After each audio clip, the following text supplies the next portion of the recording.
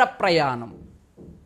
ఈ సముద్ర ప్రయాణం అనేటువంటి ఈ పాఠ్యాంశం యాత్రా చరిత్ర అనేటువంటి ప్రక్రియకు సంబంధించినది. సముద్ర ప్రయాణం, యాత్రా చరిత్ర. ఆ యాత్రా చరిత్రలో ఈయన కవి ఎవరంటే ముద్దు రామకృష్ణయ్య. ముద్దు రామకృష్ణయ్య గారు ఆ యొక్క ఇతర దేశాలను సందర్శించినప్పుడు తనకు కలిగిన అనుభూతులను, అనుభవాలను గురించి తెలియచేయడమే ఈ పాఠ్యాంశం యొక్క ప్రధానమైనటువంటి ఇతివృత్తంగా మనం చెప్పుకోవాలి. ఇది ఏ ప్రక్రియకు చెందినది అనంటే యాత్రా చరిత్ర. యాత్రా చరిత్ర అనగానేమి?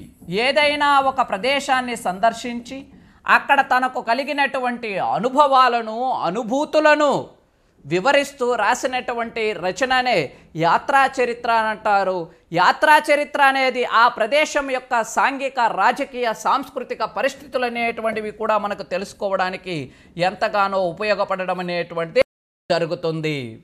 చూడండి, రెండవ ప్రపంచ యుద్ధం అనేటువంటి జరుగుతున్న సమయంలో ఎంతో వ్యయ ప్రయాసలు కోర్చి విదేశీ చదువులను చదువుకుందామనేటువంటి ఉద్దేశంతో పెద్దపల్లి జిల్లాకు చెందినటువంటి మంతని గ్రామవాసి అయిన ముద్దు రామకృష్ణయ్య గ్రేట్ బ్రిటన్కు బయలుదేరడం జరిగింది.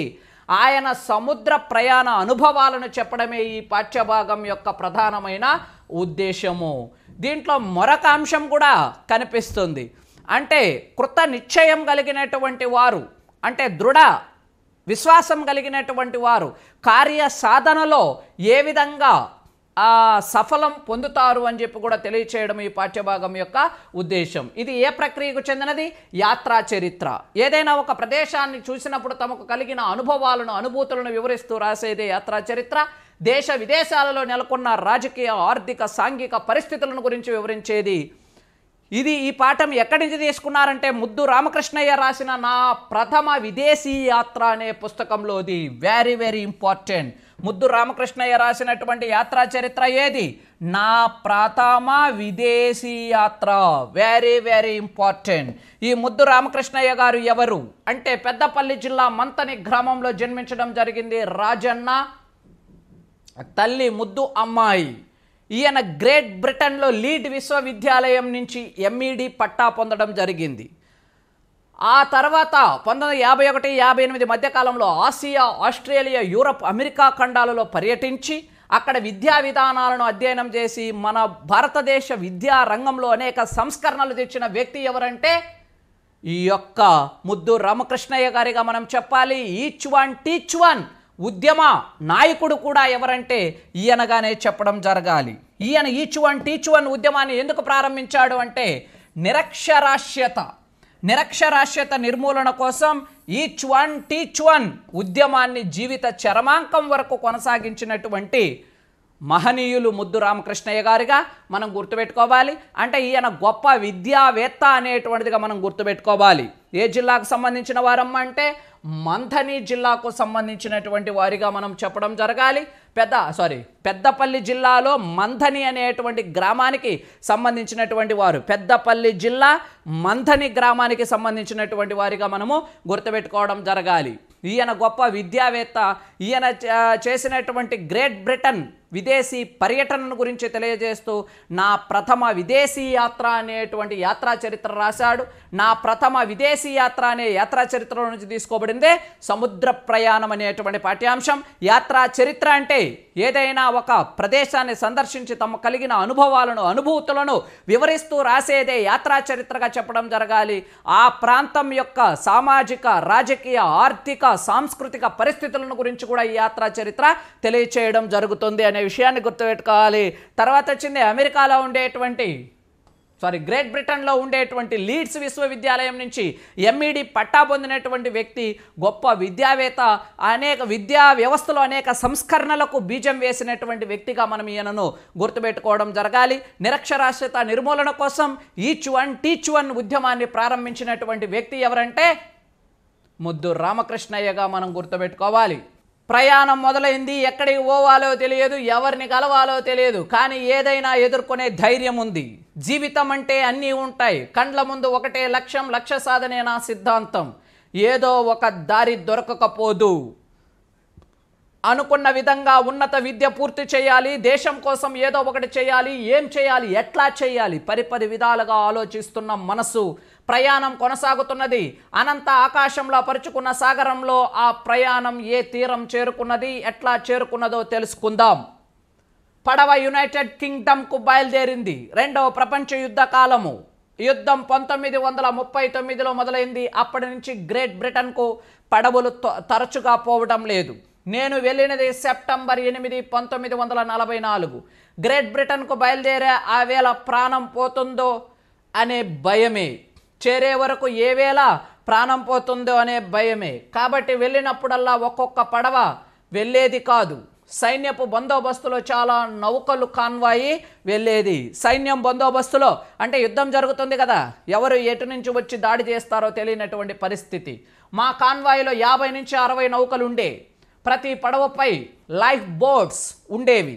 పడవ కెప్టెన్ మొదలగు ఆఫీసర్లు వచ్చి మమ్మలను సరిగా ఉన్నామా అని ఇన్స్పెక్ట్ చేసి తర్వాత అందరినీ పంపేవారు.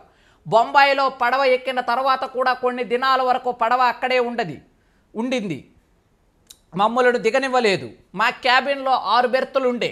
మా పడవలో అటెండెంట్లు భారతీయులే. వారు ఉండే డెక్ వేరు, మేము తినే డెక్ వేరు. వారు తినే డెక్ వేరు.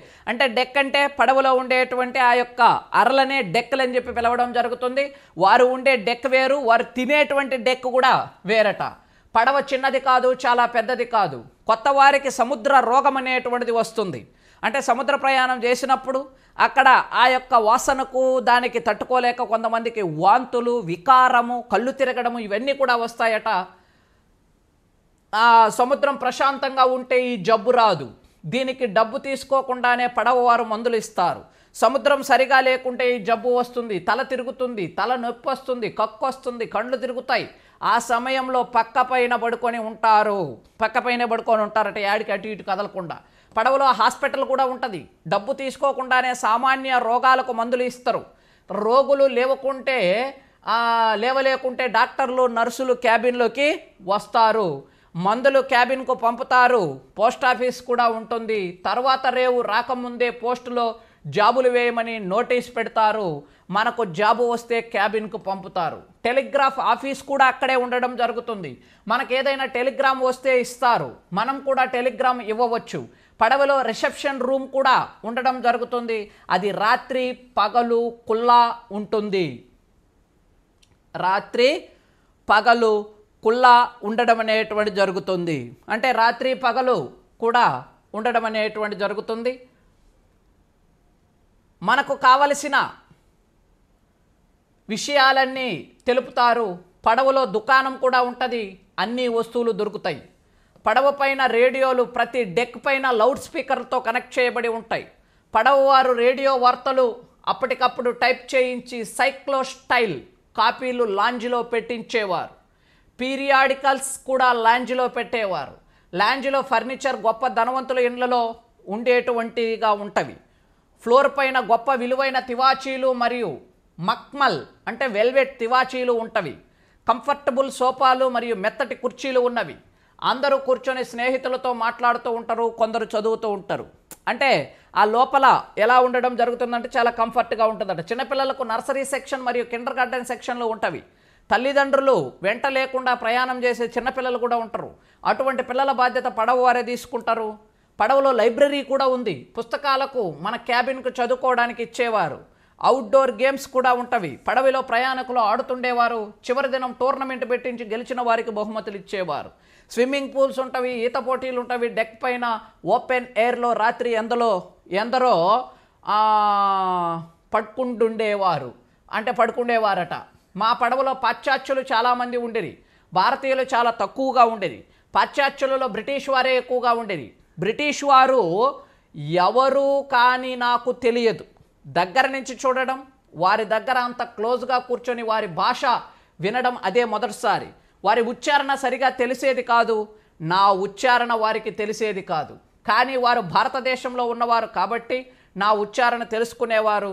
కానీ వారి మాటలు తెలుసుకోవడం నాకు చాలా శ్రమ. అంటే ఈయన యొక్క ఆ బెర్త్లో ఉండేటువంటి వారందరూ కూడా ఆంగ్లేయులే. వారి భాష ఈయనకు అర్థమయ్యేది కాదట. రేడియో ఇంగ్లీష్ భాష కూడా తెలియకపోయేది. నేను దోవతి శేర్వానీలో ఉంటిని. నేను తప్ప మిగతా భారతీయులు పాశ్చాత్య డ్రెస్సులో ఉంటిరి. దోవతే శేర్వాణి, దోవతి అంటే పంచె గించె కట్టుకొని ఉన్నాడు ఈ మనిషి. దోవతి అంటే పంచె. నా దగ్గరికి చాలామంది బ్రిటిష్ వాళ్ళు రాకపోతూ ఉంటిరి. అయినా కొంతమంది నన్ను మందలించేవారు, నా దగ్గరికి వచ్చి కూర్చుని నాతో మాట్లాడేవారు. ఇందులో తరచుగా మాట్లాడిన వ్యక్తి జైపూర్ మహారాజా గారి కుమారునికి చదువు చెప్పిన వ్యక్తి. అతడు చాలా మంచివాడు. భారతదేశంలో ఎందరో రాజకుమారులకు వారి శిష్యులు. అంటే జైపూర్ మహారాజా కుమారుడికి చదువు చెప్పిన ఈయనకి తగిలాడట అక్కడ. ఇంకొకరు ఆంగ్లో ఇండియన్ కూడా తగిలాడు.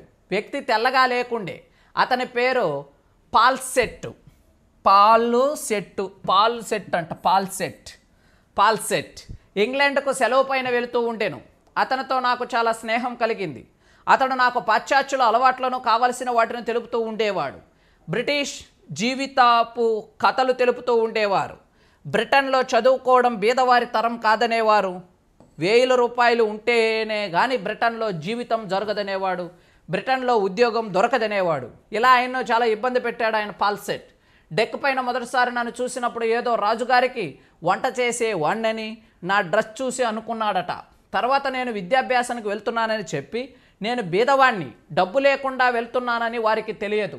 నేను చెప్పలేదు. నా దగ్గర డబ్బు లేదని తెలిస్తే నన్ను డిపోర్ట్ చేసి ఇండియాకు తిరిగి పంపుతారని నా భయం.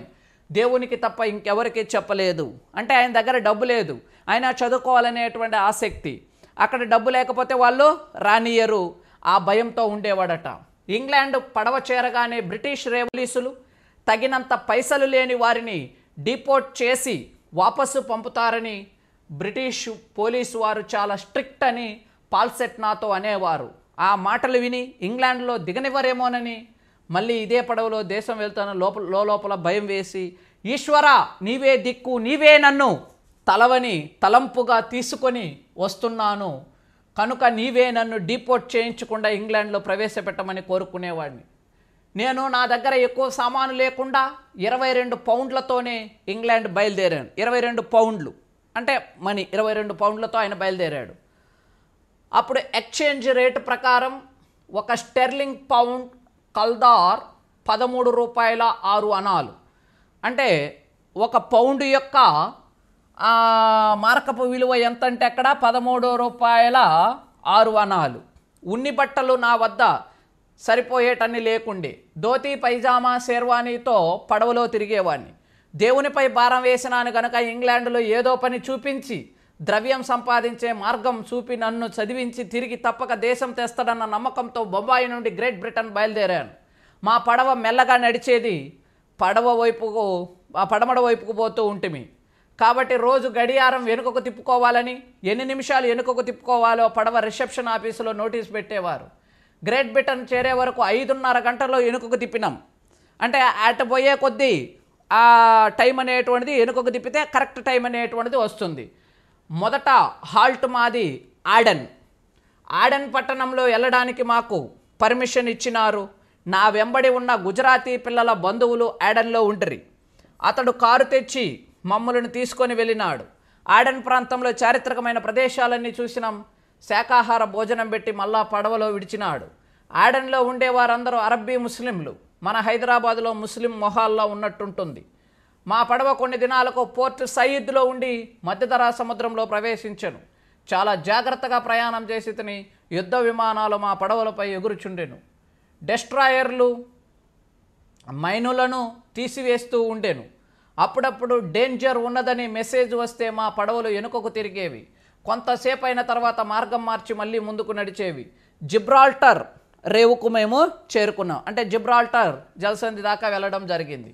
అట్లాంటిక్ మహాసముద్రంలో ప్రవేశించేటప్పుడు సముద్రం చాలా కామ్గా ఉండేను. యుద్ధ నౌకలు యుద్ధ విమానాలు జిబ్రాల్టర్ సంధిని కాపాడుచుండెను. మేము బే ఆఫ్ బిస్కే చేరితిమి. అంటే బే ఆఫ్ బిస్కే అంటే అది కూడా ఒక జలసంధి. బే ఆఫ్ బిస్కే చేరారట. సముద్రం చాలా ఘోరంగా వైల్డ్గా ఉండెను. వాతావరణం చల్లగా మబ్బులతో నిండి ఉండెను. ఇంగ్లాండ్ దగ్గరకు వస్తున్నదని దిగే సన్నాహాలు మొదలుపెట్టారు. జర్మన్ బాంబుల నుంచి బ్రతికి చివరకు ఇల్లు చేరుకుంటామని బ్రిటిష్ వారు సంతోషించుచుండిరి. ఇంగ్లీష్ ఛానల్లో మా పడవ చేరగానే సముద్రం కామ్ అయింది. గ్రేట్ బ్రిటన్ పడమటి తీరం పొడవున ఉత్తరం వైపు మా పడవ పోవుచుండెను. గ్రేట్ బ్రిటన్ భూమి కనపడుచుండెను. దేవుడు నన్ను తుదకు గ్రేట్ బ్రిటన్ చేర్చినందుకు సంతోషించి కృతజ్ఞతా వందనం చేసి తిని. కానీ పాల్సెట్ గారు ఇతర భారతీయ విద్యార్థులు బ్రిటిష్ కష్టం వాళ్ళు పడవ దిగే ముందు డబ్బు గురించి అడుగుతారని, సరిపోయేంత డబ్బు లేకపోతే పడవ దిగనివ్వరని మాటిమాటికి గట్టిగా చెప్పుచుండేది. కాబట్టి నన్ను గ్రేట్ బ్రిటన్లో దిగనిస్తారో లేదో అని చింతగా ఉండేవాడిని. దేవుణ్ణి శరణు జోడించి తిని. అప్పుడు నేను నాతో గ్రేట్ బ్రిటన్కు ప్రయాణిస్తున్న కరీంనగర్ జిల్లా ఎగ్జిక్యూటివ్ ఇంజనీర్ గారు అబ్బాయి సురేష్ బాబును కలిసి తిని. సురేష్ బాబు అనేటువంటి ఆయన్ను కలవడం జరిగిందట. గ్రేట్ బ్రిటన్ పోయేటువంటి సమయంలో కరీంనగర్ ఎగ్జిక్యూటివ్ ఇంజనీర్ గారు అబ్బాయి సురేష్ బాబు క్లుప్తంగా నా పరిస్థితి ఆయనకు వివరించాను. నా దగ్గర డబ్బు లేదన్న రహస్యం ఎవరికి చెప్పనని అతని నుంచి వాగ్దానం తీసుకుంటుని. ఆ పిల్లవాడు చాలా మంచివాడు. అతని దగ్గర 150 పౌండ్ల డ్రాఫ్ట్ ఉండే. అతడు గవర్నమెంట్ స్కాలర్షిప్ హోల్డర్ కాబట్టి అతన్ని డబ్బు ప్రశ్న అడగరు. అతని పడవ దిగే పర్మిషన్ తొందరగా దొరుకుతుందని అతనితో, బాబు నీకు డబ్బు ప్రశ్న లేదు, నిన్ను డబ్బు విషయం అడగరు, నీవు గవర్నమెంట్ స్కాలర్షిప్ హోల్డర్వు కనుక 150 పౌండ్ల డ్రాఫ్ట్లో నావి 100 పౌండ్లు ఉన్నవని, నేను నీకు బంధువు కాబట్టి ఇద్దరు డబ్బు ఒకే డ్రాఫ్ట్లో ఉన్నవని చెప్పు, భయపడకు, నేను నీ డబ్బు తీసుకోను, నిన్ను డబ్బు అడుగను, నన్ను పడవ దిగేటట్టు చూడు అని అంటిని. మా మాటకు సురేష్ బాబు ఒప్పుకున్నాడు. గ్రేట్ బ్రిటన్ సాయంత్రం చేరినాము. గ్రేట్ బ్రిటన్ పశ్చిమ తీరపు స్కాట్లాండ్ యొక్క గ్లాస్గో రేవ్ పట్టణం దగ్గర పడవ ఆగింది. అక్కడ పోలీసు వారు చేరకముందు పడవలోకి వచ్చినారు. ప్యాసింజర్లు పాస్పోర్ట్లు ఇతర కాగితాలు చెక్ చేయడం మొదలుపెట్టినారు. కొందరు దిగడానికి పర్మిషన్ ఇవ్వలేదు. నా గుండె జల్లుమన్నది. గుండె జల్లుమను అంటే భయం వేసింది. నా గతి ఏమవుతుందో అని పాల్సెట్ గారి మహా సంతోషంతో తనకు పర్మిషన్ దొరుకుతుందని వెళ్ళినారు. కానీ వారికి కూడా ఎందుకో పర్మిషన్ దొరకలేదు. నాకు చెమటలు పట్టినవి, కానీ పైకి మాత్రం ధైర్యంగానే ఉన్నా. నేను షేర్వాణి పైజాంలో ఉన్నా. నా వంతు వచ్చింది. నా పాస్వర్డ్ చూసిన పోలీసులు అధికారి, మీరు స్టడీస్ కొరకు వచ్చినారా అని అడిగినారు. నేను అవునని చెప్పినాను. ఆలస్యం లేకుండా ఇంకా ఏమి అడగకుండానే పర్మిటెడ్ అని స్టాంప్ వేసినారు. నేను బయటకు వచ్చినాను. గ్రేట్ బ్రిటన్ దృశ్యం చూస్తూ నిలబడిపోయినాను. పట్టరాని సంతోషం వేసింది. దేవుడు సాధ్యం కాదనుకున్న దాన్ని సాధ్యం చేసినాడు. నేనెక్కడ? గ్రేట్ బ్రిటన్కు పైసలు లేకుండా రావటం ఎక్కడ? ఈశ్వరుడు నన్ను రక్షించినాడు. బ్రిటన్లో సుందర దృశ్యాలు చూసి, సమీపంలో పడవలు చూసి దేవునికి కృతజ్ఞతలు చెప్తుని. పాల్సెట్ గారిని కూడా దిగడానికి పర్మిషన్ దొరికింది. సురేష్ బాబుకు కూడా పర్మిషన్ దొరికింది. సురేష్ బాబు సహాయం లేకుండానే, అతని డబ్బుతో అవసరం లేకుండానే పర్మిషన్ దొరికినందుకు ఆశ్చర్యపడినాడు. మేము పడవ నుండి దిగే వరకు సూర్యాస్తమయమైంది. నవంబర్ నెల, చాలా చలి. సామాను దింపడానికి కూలీలు ఎవరూ లేరు. అందరూ తమ తమ సామాన్లు, కొందరు భారతీయ స్నేహితులు సాయం చేసిరి. నా సామాన్ పడవ దిగింది. ఈశ్వర కటాక్షం వలన వంటాయన కొడుకునైనా బీద టీచర్ను సరిపడా డబ్బు వెంట లేకుండా 22 పౌండ్లతో షేర్వాణి పైజామా తొడుక్కొని గ్రేట్ బ్రిటన్ స్కాట్లాండ్ భూమిపై అడుగు పెట్టాను. అంటే లక్ష్యం అనేటువంటిది ఉంటే ఎంత కష్టమైనా మనం సాధించవచ్చు అనడానికి చక్కని నిదర్శనము ఈయనే అని చెప్పి మనము గుర్తుపెట్టుకోవడం జరగాలి. చూడండి మిత్రులారా, ఇక్కడ పదజాలం. ద్రవ్యం అంటే ఏమిటి? డబ్బు. నా మిత్రుడికి సహాయపడతానని వాగ్దానం చేశాను. వాగ్దానం చేయడం అంటే మాట ఇచ్చాను. వాగ్దానం చేయడం అంటే మాట ఇచ్చాను. నెక్స్ట్, జాతీయాలకు సొంత వాక్యాలు రాయండి అన్నాడు. మీకు సొంత వాక్యాల వల్ల ఇది జాతీయమా కాదా? అందివేసిన చేయి అనేది ఒక జాతీయము. అంటే ఇది ఏ అర్థంలో వాడతారు అంటే నిష్ణాతులు, ప్రసిద్ధులు, గొప్పవారు, పండితులు అనేటువంటి అర్థంలో వాడడం అనేటువంటి జరుగుతుంది. పండితులు, నిష్ణాతులు. నిష్ణాతులు అంటే గొప్పవారు అనేటువంటి అర్థంలో దీనిని వాడడం జరుగుతుంది. నెక్స్ట్, పట్టరాని సంతోషం. పట్టరాని సంతోషం అనేది కూడా జాతీయమే. దేవునిపై భారం వేయు. దేవునిపై భారం వేయు అనేది కూడా జాతీయమే. అంటే దేవుడిపై భారం వేయడం అంటే ఆశ వదులుకోవడం అనే అర్థంలో వాడతారు. గుండె జల్లుమను అంటే భయపడు. చెమటల బట్టు అన్నా కూడా ఇది కూడా భయానికి సంబంధించిన సందర్భంలోనే వాడతారు. ఇక్కడ సమాసాలు తెలుసుకోండి. 1000 తలలు. 1000 అను సంఖ్య గల తలలు. మనం ఆల్రెడీ 7వ తరగతిలో ద్విగు సమాసం గురించి చెప్పుకున్నాం. 1000 తలలు, 1000 సంఖ్య గల తలలు. 1000 సంఖ్య గల తలలు. ఏ సమాసము? ద్విగు సమాసము. కృష్ణార్జునులు. కృష్ణ అర్జునుడు. కృష్ణ అర్జునుడు, కృష్ణార్జునులు ద్వంద్వ సమాసం. అన్నదమ్ములు, అన్న తమ్ముడు, తమ్ముడు. 7 రోజులు, 7 అను సంఖ్య గల రోజులు, 7 అను సంఖ్య గల రోజులు. 100 ఏండ్లు, 100 అను సంఖ్య గల ఏండ్లు, సంఖ్య గల ఏండ్లు. విద్యాభ్యాసము, దీన్ని ఎలా విడగొట్టాలి? Very very important, very very important. విద్యా ప్లస్ అభ్యాసం అని విడగొట్టాలి మిత్రులారా. ఎందుకంటే మనం ఆల్రెడీ చెప్పినాం, ఇది సంస్కృత సంధి. సంస్కృత సంధిలో స్త్రీలింగ పదాలన్నీ దీర్ఘాలుగా విడగొట్టాలి. విద్య అనేటువంటిది సంస్కృతంలో స్త్రీలింగం కాబట్టి దీన్ని దీర్ఘంగా విడగొట్టాలి. ఓకేనా? ఆ ఈ ఊరులకు సవర్ణములైన అచ్చులు పరమైనప్పుడు వాని దీర్ఘాలు ఏకాదేశం అవుతాయనే సూత్రం చేత ఇది ఏ సంధి అవుతుందంటే సవర్ణ దీర్ఘ సంధి. మొదలైంది, మొదలు ప్లస్ అయింది, మొదలు ప్లస్ అయింది, మొదలైంది. ఇది ఉత్వ సంధి. విద్యార్థులు, విద్యా ప్లస్ అర్థులు, విద్యార్థులు. ఇది కూడా సవర్ణ దీర్ఘ సంధి. ఏదైనా, ఏది ప్లస్ అయినా, ఏదైనా. ఇత్వ సంధి. ఇత్తునకు అచ్చుపరమైన ఏ వ్యాధులు ఇత్తునకు అచ్చుపరమైనప్పుడు సంధి వైకల్పికం. అది కూడా మనం ఆల్రెడీ చెప్పుకున్నాం.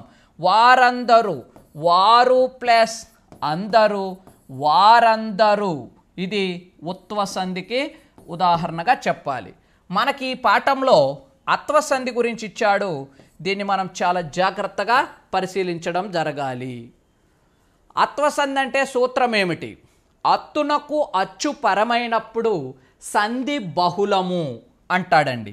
అత్తునకు అచ్చు పరమైనప్పుడు సంధి బహుళము. అత్తునకు అచ్చు పరమైనప్పుడు సంధి బహుళము అనే సూత్రం ఇక్కడ ఇచ్చాడు, చూడండి జాగ్రత్తగా. అత్తునకు అచ్చుపరమైనప్పుడు సంధి బహుళము.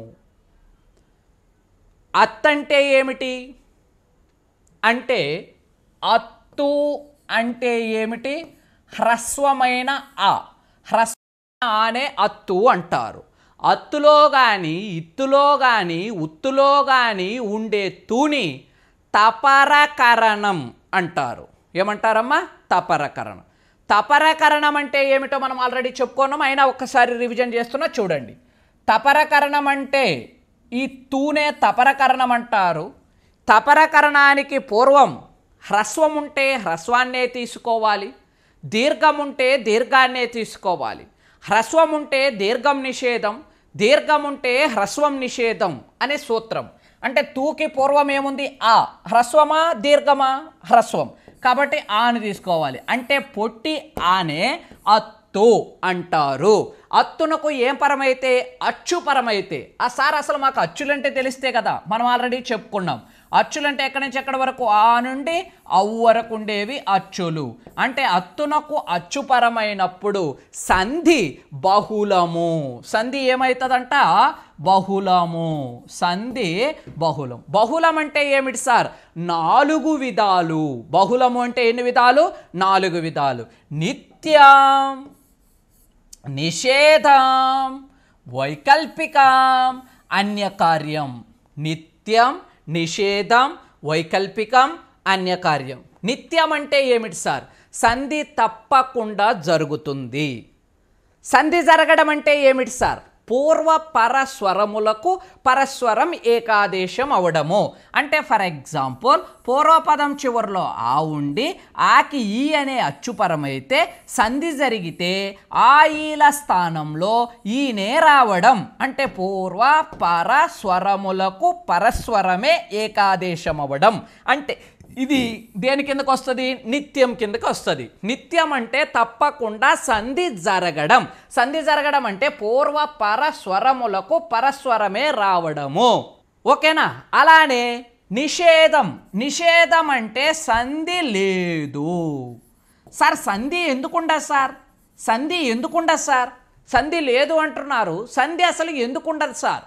చూడండి మిత్రులారా, ఒక పదాన్ని కలిపినప్పుడు అర్థవంతమైనటువంటి వివరణ లేకపోతే అర్థవంతమైనటువంటి పదం ఏర్పడకపోతే అక్కడ మనం సంధి చేయకూడదు అనే ప్రాథమిక సూత్రాన్ని మనం గుర్తుపెట్టుకోవాలి.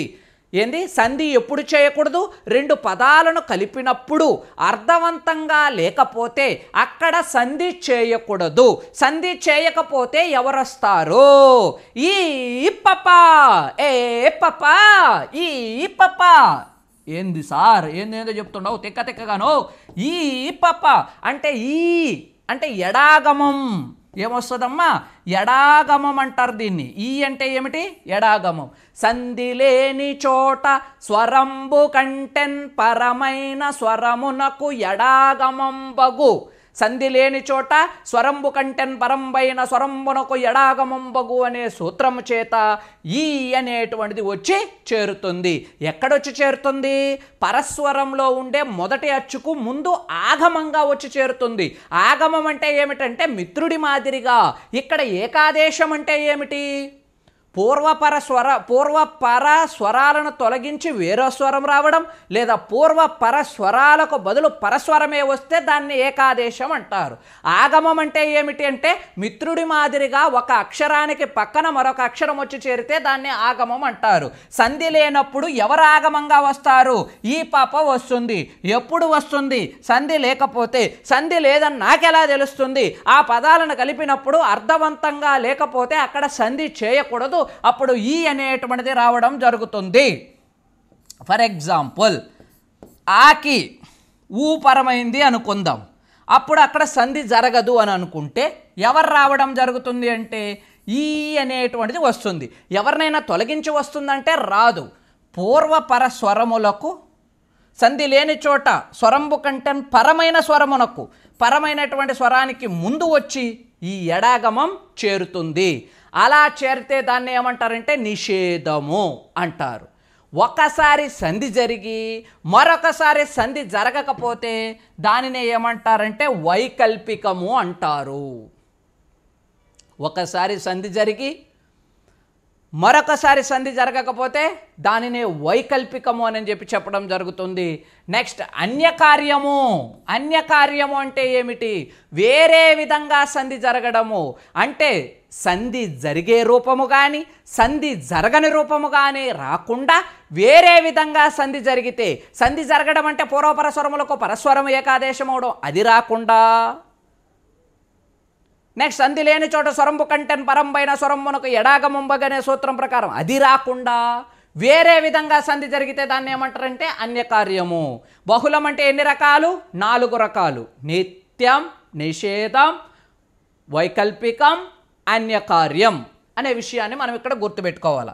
చూడండి మిత్రులారా, సార్ నిత్యంగా అత్వసంధిలో సంధి ఎప్పుడు జరుగుతుంది, నిషేధంగా ఎప్పుడు జరుగుతుంది అనే విషయాలను మనం ఇక్కడ చూడాలి. నిత్యంగా సంధి జరగాలంటే, అత్వసంధికి నిత్యంగా సంధి జరగాలంటే అత్తునకు శ్రేష్టతావాచకాలు పరమవ్వాలి.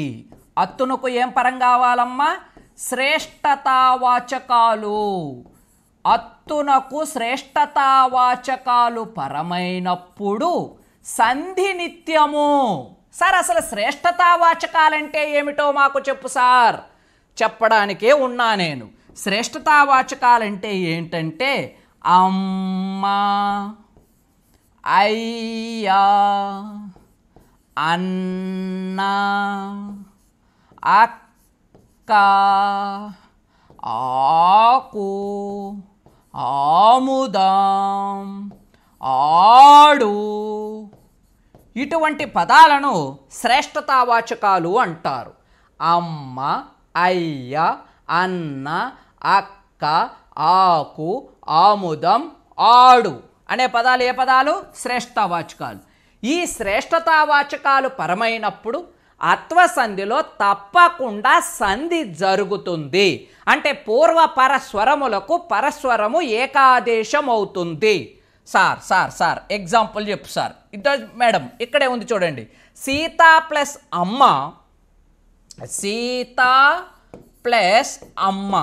చూడండి మిత్రులారా, సీత ప్లస్ అమ్మ. సీతాలో ఏముంది మిత్రులారా? అత్తుంది కదా. దీన్ని బాగా విడగొడితే సీత్ ప్లస్ ఆ ప్లస్ ఆ ప్లస్ మ. సార్ మాకు దీన్ని చూస్తే సవర్ణ దీర్ఘ సంధి కాడికి మనసు పోతుంది సార్, ఆకి ఆపరమైంది సార్. మేడం ఆకి ఆపరమైంది కాదు, మీరు చూడాల్సింది ఇక్కడ అమ్మ పరమైంది. అమ్మ అనేది ఏ పదం? శ్రేష్ఠవాచకం. శ్రేష్ఠవాచకాలు సంస్కృతంలో ఉండవు, తెలుగులో మాత్రమే ఉంటాయి అనే విషయాన్ని మనం ఇక్కడ గుర్తుపెట్టుకోవాలి. అత్వసంధి అనేది తెలుగు సంధి, ఇది సంస్కృత సంధి కాదు అనే విషయాన్ని కూడా మనం గుర్తుపెట్టుకోవాలి. అప్పుడు అత్తునకు శ్రేష్ఠవాచకం పరమైంది కాబట్టి సంధి జరుగుతుంది. సంధి జరగడం అంటే పూర్వ పరస్వరములకు పరస్వరం ఏకాదే. పూర్వస్వరం ఏది? ఆ. పరస్వరం ఏది? ఆ. ఈ పూర్వ పరస్వరములకు రెండింటికి బదులు పరస్వరమే వచ్చి చేరితే ఆ అనేటువంటిది వచ్చి చేరుతుంది. అప్పుడు సీత్ ప్లస్ ఆ ప్లస్ మా కలిపితే సీతమ్మ అవుతుంది. సీతమ్మ అవుతుంది. సార్ ఇక్కడ సంధి జరగదా? చూసి చూడు, సంధి జరగతుందో జరగదో. నువ్వు సంధి జరగని రూపాన్ని చూసి చూడు. సీత ప్లస్ అమ్మ. సంధి జరగకపోతే ఎవరు వస్తారమ్మా? ఎడాగమం వస్తారని చెప్పిన. ఎడాగమం అంటే ఈ పాప. ఈ పాప ఎప్పుడు వస్తుంది? సంధి లేకపోతే నేను వస్తా రాజా అని వస్తుంది. వచ్చి పరస్వరంలో ఉండేటువంటి మొదటి అచ్చుకు ముందు చేరుతుంది. అప్పుడు ఈ ప్లస్ మా, ఈ ప్లస్ ఆ కలిపితే యా అంటే సీత యమ్మ. సీత యమ్మ అనే రూపం అసలు ఏడైనా ఉంటుందా? అసలు దీన్ని మనము మాట్లాడడం జరుగుతుందా? వ్యాకరణ ప్రకారం ఇలా మాట్లాడవచ్చా అంటే మాట్లాడకూడదు. అంటే సీత యమ్మ అనే రూపం మనకి ఇక్కడ రాదు. సీతమ్మతో పని కానీ సీతల అమ్మతో ఏం పని అండి మనకు? కాబట్టి ఇలా సీత యమ్మ అనేటువంటి రూపం ఇక్కడ రాకూడదు. అందుకే ఇక్కడ తప్పకుండా ఏం జరుగుతుంది? సంధి జరుగుతుంది. సంధి జరగని రూపం ఇక్కడ రాదంటే రాదు. వస్తే ఏమైతే అర్థభంగం జరుగుతుంది. మీరు ఒక్క విషయాన్ని గుర్తుపెట్టుకోవాలి. తెలుగులో వ్యాకరణంలో ఏ పదాన్ని కలిపినా, ఏ పదాన్ని విడగొట్టినా, ఏ విగ్రహవాక్యం రాసినా అర్థభంగం చేయకూడదు. ఆ భంగం మాత్రం చేయకూడదు. అర్థభంగం లేకుండా మనం నిర్మాణం అనేటువంటిది చేయాలనే విషయాన్ని మీరు సుస్పష్టంగా అర్థం చేసుకోవాలని నేను కోరుకుంటున్నాను. నెక్స్ట్ సీతమ్మ. సార్ అయ్యతో చెప్పు సార్. రామయ్య. రామ ప్లస్ అయ్య రామయ్య అవుతుందే తప్ప రామయ్య అనే రూపం మనకి ఎక్కడ రాదు. రాజా ప్లస్ అన్న రాజన్న అవుతుందే తప్ప రాజయ్యన్న అనే రూపం రాదు. విమల ప్లస్ అక్క విమలక్క అని వస్తుందే తప్ప విమల ఎక్క అనే రూపం అక్కడ రాదు. చింత ప్లస్ ఆకు చింతాకు. మీరు ఇది కూడా ఇబ్బంది పడుతుంటారు. చింత ప్లస్ ఆకు చింతాకు. దీర్ఘం ఉంది కదా, సవర్ణ దీర్ఘ సంధి అనుకుంటారు. No no no no no. ఎందుకు అక్కడ దీర్ఘం ఉన్నా అంటే ఆకు అనేది శ్రేష్ఠతావాచకము. అక్కడ శ్రేష్ఠతావాచకం పరమయ్యి సంధి జరిగిందే తప్ప దీర్ఘము ఏకాదేశంగా రాలేదు. అందుకే చింతాకు అనేది ఏ సంధి అవుతుంది? అత్వసంధి అవుతుందే తప్ప సవర్ణ దీర్ఘ సంధి కాదు. అటువంటిదే వేపాకు. వేప ప్లస్ ఆకు వేపాకు. అన్ని ఆకులని గుర్తుపెట్టుకోమాకండమ్మ నా తల్లులారు. మళ్ళీ తమలపాకు ఏమవుతుంది? పుంపాదేశ సంధి అవ్వడం జరుగుతుంది. తమలపాకు పుంపాదేశ సంధి అవుతుంది. అలానే చిగురాకు ఏ సంధి అవుతుంది?